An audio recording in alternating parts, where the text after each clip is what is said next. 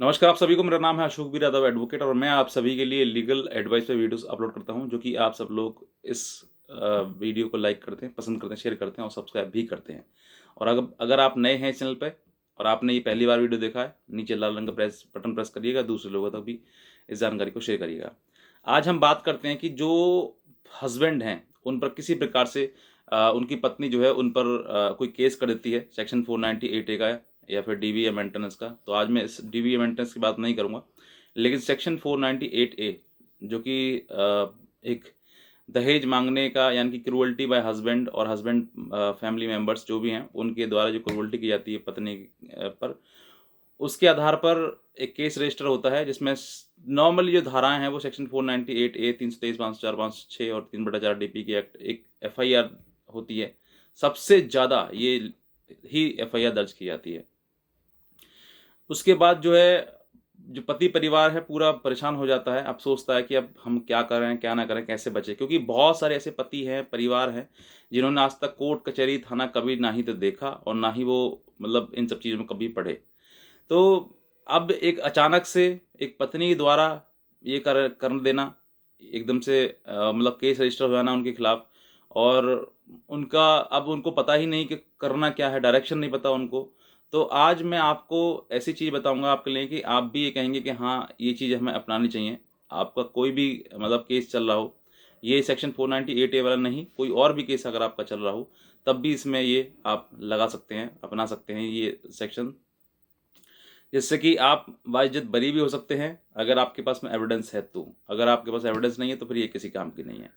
तो आपको, क्योंकि बहुत सारे ऐसे लोग हैं जो कि बेफिजूल में कोर्ट कचहरी कर रहे हैं और बिना बात के वो लगातार कोर्ट में जा रहे हैं, उनको भी ये नहीं पता कि मुझे करना क्या है, और उनको कोई वकील एडवाइस भी नहीं करता है। तो आज मैं आपको वो एडवाइस करूँगा जिसमें कि आप बहुत बड़ी प्रॉब्लम से आप बच भी जाएंगे और केस जो है वो चंद सेकंड्स में ख़त्म भी हो जाएगा। तो ये चीज़ें जो है वो आपको समझनी है, लेकिन उससे पहले मैं आपसे ये भी कहना चाहूँगा कि अगर आप इस चैनल पर नए हैं तो तुरंत सब्सक्राइब करिएगा और दूसरे लोगों तक भी इस जानकारी को पहुँचाइएगा। तो अगर देखिए चलता हुआ केस, जैसे मान लीजिए कि अगर आपको केस रजिस्टर हो गया, उसमें पुलिस ने एफआईआर दर्ज कर दी, एफआईआर में चार्जशीट भी लगा दी। अब आपका जो मतलब ऑप्शन है आपके पास में, वो आपके पास ज़मानत का है कि आप ज़मानत कराएँ। आप ज़मानत भी करा सकते हैं या फिर हाई कोर्ट भी मूव कर सकते हैं। तो अगर आप ज़मानत कराते हैं, मान लीजिए कि अगर आप ज़मानत कराते हैं, ज़मानत कराने के बाद आपका केस स्टार्ट हो गया है, चल रहा है, यानी कि उसमें ट्रायल कंक्लूड हो रहा है।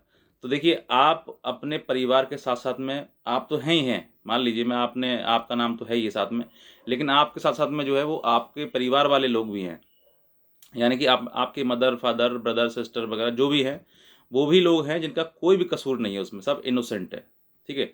तो ऐसे समय पर जो है आपको ज़रूरी है कि आप यहाँ पर इन सभी लोगों को, पहले तो आप अपने परिवार को इस केस से बाहर निकालें, और इसको निकालने के लिए ज़रूरी है कि आप 245 सीआरपीसी के तहत एक एप्लीकेशन फाइल करें कोर्ट में, और बताएं कि सर ये सब लोग जो हैं वो इनोसेंट हैं। आप अगर पति हैं तो पति को छोड़ दें, बाकी सभी लोग जितने भी हैं, चाहे वो कोई भी हो, जीजा, साला, कोई भी हो, साला तो होगा ही नहीं आपका, क्योंकि साले का नाम देगी नहीं पत्नी।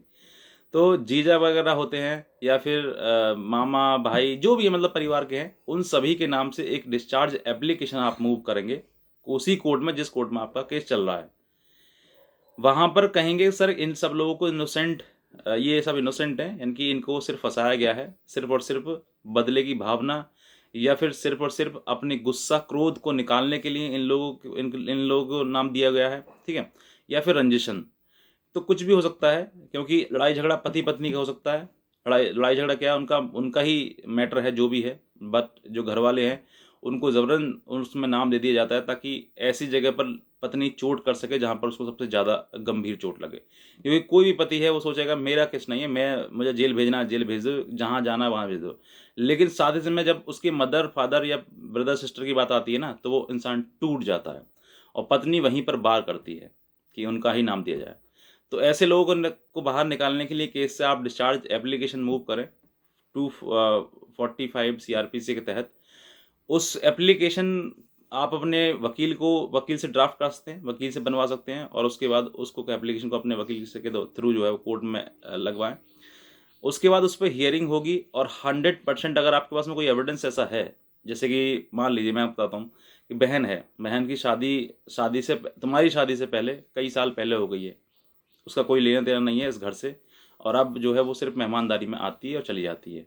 लेकिन उसका नाम जो है आपकी पत्नी ने दे दिया है। तो ऐसे समय पर क्या करना है कि आपको ये उसका आधार कार्ड या फिर कोई भी वोटर आईडी कार्ड जिससे कि ये प्रूफ हो जाए कि शादी उसकी मतलब हो गई है और कहीं वो मतलब ससुराल में रह रही है अलग से। तो ये आप एविडेंस लगाएँगे तो बताएँगे कि सर वो सिस्टर का तो कोई रोल ही नहीं है, वो तो पहले से ही शादीशुदा है और वो अपने घर परिवार की है, यहाँ इसका कोई यहाँ से मतलब ही नहीं है।